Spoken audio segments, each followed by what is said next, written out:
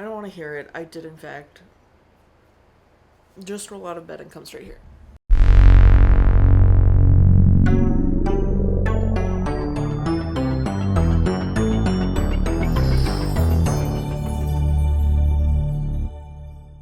Welcome back to Everybody's Movie Ever. My name is Jess and I'm watching Everybody's Movie Ever. Today I'm going to be talking about Stuntman. Stuntman is a 2021 Disney Plus release about stunt performer Eddie Braun thinking he's going to retire, so wanting to do one last final hurrah, so he decides he wants to do Evel Knievel's canyon crossing that Evel Knievel ended up failing at because his shoot deployed too early.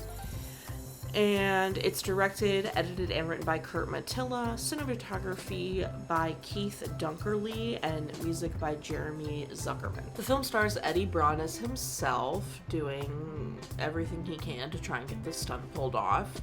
The film was announced in 2018. Disney ended up acquiring worldwide distribution rights. And it does have 100% Rotten Tomatoes, but there's no consensus because it's only 7 critics. This was super fun to see the different things Eddie Braun had done over his life as a stuntman. I thought that was really fun. Like, they showed clips of him doing different commercials and driving, and they showed him doing... he was Charlie Sheen's stuntman on Fall Guy, the television show. Like, he just had quite the career as a stunt performer, and I thought that was really interesting. It was fun to see, like, what was him, like, when they would point him out, it'd be like, that's Eddie, that's Eddie. See all the, like, car flips he was doing, car explosions he was doing. Dangerous, scary, but also super fun to see the behind the scenes of that. I'm a sucker for behind the scenes stuff like that. The film itself, though, is mostly about them trying to pull off this canyon rocket ship moment that Evel Knievel was unable to do.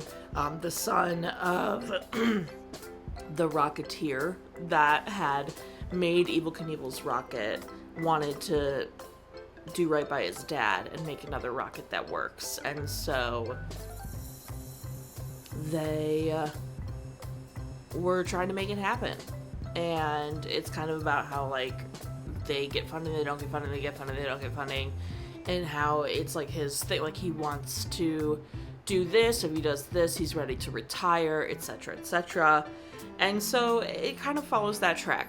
I wish it had kind of been more about stunt people as a whole, and, like, their jobs and their careers and the ins and outs of it, because I obviously know some of what goes into stunt work and all that kind of stuff, but I think it would have been really interesting to see the, like, planning side of it.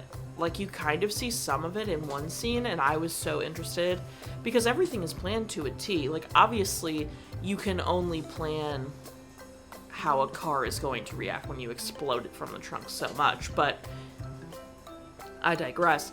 I think it would have been more interesting for me to see a lot more of, like, stunt work in the film industry and, like, how it is seen on camera versus how we're seeing it behind the scenes and, you know, all that kind of stuff. This being mostly about him just trying to get this Evel Knievel rocket, it felt less about stunt work as a whole and more about, like, Eddie Braun just wanting to keep upping the stunts he's doing and, like, being really inspired by Evel Knievel and everything, which isn't bad. I still think it shines a beautiful light on stunt work and the hard work that stunt people go through that is obviously behind the scenes, and the whole point is to not be seen or recognized. So I just think it's interesting because I would have preferred a little bit more, like, about actual, like, the business of stunt people and all that kind of stuff. But this was still interesting. It was still interesting to see his dedication and him wanting to do this and how he put his body on the back burner and all that kind of stuff. And then obviously, in, like, toward the end of the movie when they're about to do the jump, they, like, heavily are like, he might die, which obviously that's a risk for a lot of stunts that people perform. But they kept being like, you know, like, he would be like, this is what I want to say if I die, this, that, and the other. And I was like, my goodness. And then he succeeds at the rocket jump. He does the canyon jump, I think, and then some. He lands pretty far. They had to haul it to him.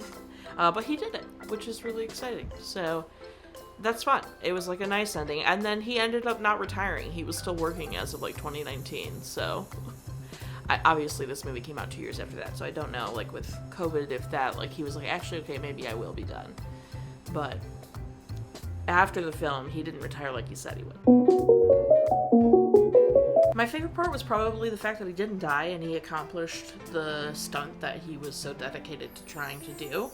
My least favorite part, probably that it was more about the specific, like, goal of that stunt and less about stunt people as a whole and their industry, because I think they deserve a lot more recognition. I'm thrilled that they're getting a category at the Oscars because it is more than deserved.